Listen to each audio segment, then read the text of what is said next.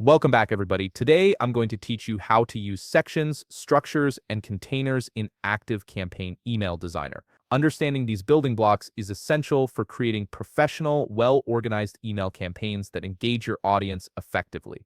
Let's walk through this step by step. First, open your browser and navigate to ActiveCampaign.com. Once you're on the homepage, go ahead and log into your account using your credentials. This will take you to your ActiveCampaign dashboard where you can manage all your email marketing efforts. Once you're logged in, look at the left-hand menu and click on Email. This section houses all your email campaigns and gives you access to the tools you need to create new ones. After clicking Email, shift your attention to the upper right corner of the screen where you'll see a button that says Create a Campaign. Click on it to begin building your new email. You'll now be prompted to name your campaign.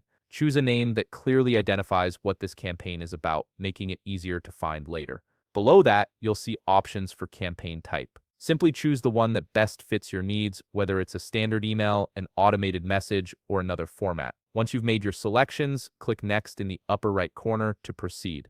On the following screen, you'll be asked to choose how you want to design your email. Click on Create with Email Designer. This opens up ActiveCampaign's drag and drop editor, which is intuitive and powerful for building visually appealing emails. From here, you can either choose a pre-designed template or click Start from Scratch if you prefer to build everything yourself from the ground up. Now let's talk about sections. Sections are the foundational blocks of your email layout. To add a new section, place your cursor on the side of your existing content. You'll notice a green line appear that divides each section. When you hover over this area, a plus icon will show up. Click on that plus icon and you'll be given options to choose what type of content you want in your new section. This is where you start structuring the overall flow of your email. Next, let's explore structures. On the right side of the screen, you'll see a menu option labeled Structure. Click on it and a drop-down menu will appear, displaying various structure layouts. These structures determine how content is organized within each section,